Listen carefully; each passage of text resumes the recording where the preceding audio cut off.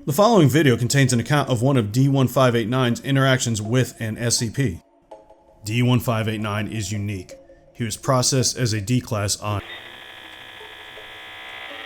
At the time of his orientation, D-1589 was noted to have a below-average IQ and a strong aversion to physical activity. Following an encounter with SCP, D-1589 was presumed deceased until his wounds closed and anomalous hair growth covered 99.2% of his body. D-1589's abilities include increased bone density, preternatural strength, senses, and an as-yet limitless healing capacity. His mental capacity remains unchanged. Despite this, D-1589 does not require any containment procedures beyond that of an ordinary D-Class subject due to his docile nature. After careful review, it was decided D-1589 should retain his current designation in view of the numerous advantages of having an effectively immortal D-Class subject available to participate in various experiments. Though his accounts of these experiments are dubious at best, they are recorded in the hopes of new information being discovered. This is one such account.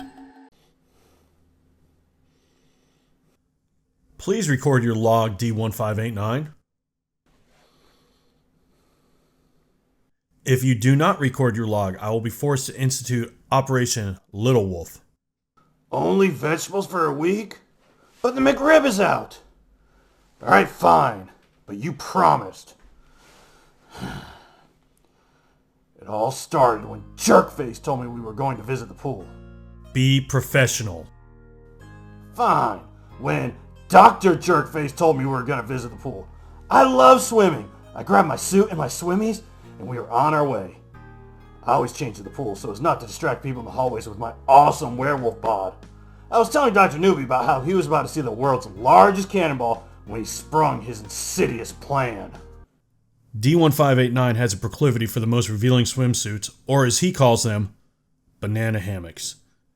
Keep in mind, D-1589 is not a slender man. This, coupled with the prodigious amounts of hair he sheds on a daily basis, has led to his effective banning from the recreational aquatic faculties. The last time he visited the swimming area, the pool was shut down for 2 days afterwards as the filtration system required a major cleaning and unclogging. Not to mention, werewolf urine is neon green, which is quite noticeable in a swimming pool. So we're on our way to the pool, and Dr. Newbie says he forgot his umbrella. I guess that too much sun is just bad for his delicate widow skin, so he has to go grab it. We go to the room he left it in, and he runs into some other jerk-faced doctor who has a question. Enough with the talking already! There's swimming to be done! Finally, he asks me to go in the room and grab it. Whatever gets me to the pool, right, man? My first clue something was amiss should have been the umbrella itself. It was a really old-fashioned looking black one. Way too classy for Dr. Newbie. I'm guessing his taste leaned more towards the fluorescent flowers and pony's umbrella. I must have just been way too excited about swimming to notice. Actually, his first clue probably should have been the big biohazard sign on the door to the containment cell. Or maybe the fact that the room only contained an umbrella equipped with a radio transmitter. Or, and I'm just spitballing here, the fact the entrance was labeled SCP-803-1. At this point in the log, I feel compelled to reiterate D-1589 has a significantly lower cognitive ability compared to your average human. So I walk over and grab the stupid umbrella, but then it opens up, all on its own. Underneath it's got these needles and tubes and little doctor's knives and these tiny glass jars attached to it. I was just thinking, man, the doc sure is into some strange stuff, but I'm not one to judge someone's kinks. Then all of a sudden one of those needles shoots out at what had to be supersonic speed. Like I'm pretty sure I heard the sonic boom. Not the Guile sonic boom, you know, the sonic boom when something goes really fast. I've got cat-like reflexes. I am like a ninja. That's the only way it could have hit me. D-1589 made no attempts to move during the initial attack while SCP-803-1 injected him with a muscle relaxant. All of a sudden, I started to feel real good. Like halfway through a Jimmy Buffett concert good.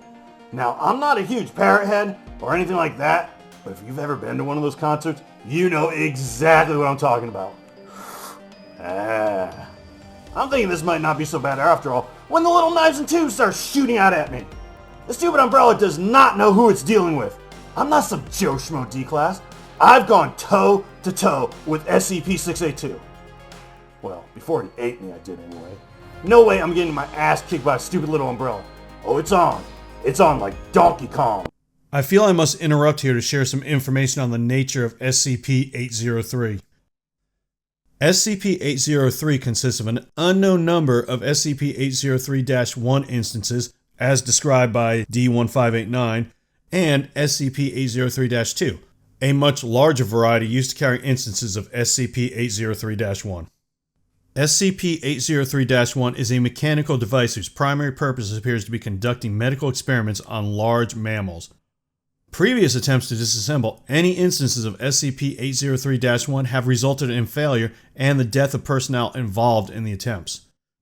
It is hoped D-1589 will be able to accomplish disassembly of SCP-803-1 in order to further understand its nature and origin.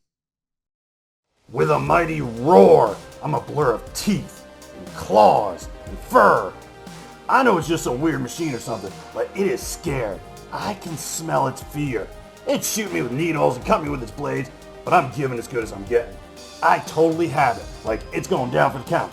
But then the rest of them came out. Like 10 more umbrella things appear and attack me. D-1589's technique of screaming wildly while covering his face with one paw and swinging blindly with the other was not as effective as one might hope. It did result in superficial damage to the canopy and tubing of SCP-803-1.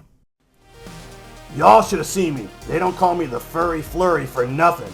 I am chomping, I'm clawing, I'm doing karate moves, I'm sweeping the leg. I am sweeping the leg like a champ. They don't even have legs, but I'm sweeping the legs. I did like this double backflip into a kick move. It was amazing. I am stomping umbrellas like a raincoat salesman. I think I took out like 50 of them, but they just keep coming, and I can only heal so fast.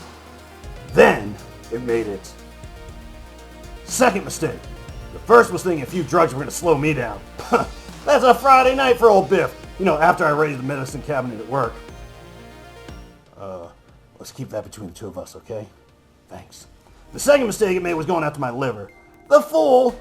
People have like 3 of them. Losing one isn't even going to slow me down. So you're going after my lung or a kidney. You know, something we only have 1 of. That pushed me over the edge, I think. Because the next thing I knew, I was waking up in recovery. D-1589's limited knowledge of human anatomy aside, he has 1 liver. He passed out after it was extracted due to extreme blood loss. Despite minimal damage, SCP-803-1 shut down shortly afterwards as well, due to fulfillment of its primary objective. So I don't know what happened after that, but I'm pretty sure I must have killed all of them, and yeah. I'm gonna call it a win. Hey Doc, we should get a scoreboard to record my record, you know, to impress the ladies. Hey, speaking of impressing ladies, you still owe me a trip to the pool. I've got a brand new Speedo I want to try out. The scoreboard is an excellent idea. As for the experiment, while it did not accomplish its goal of showing the inner workings of SCP-803-1, it did provide data that must be analyzed and may well prove invaluable. We also learned D-1589's strong resistance to medication, long thought to be a byproduct of his condition, is in fact a tolerance built over a lifetime. If you have any comments or questions, feel free to submit them in the space provided.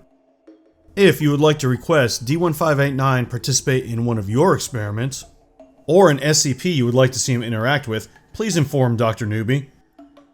Thank you for taking the time to review this experiment. This is Dr. Newbie, signing out.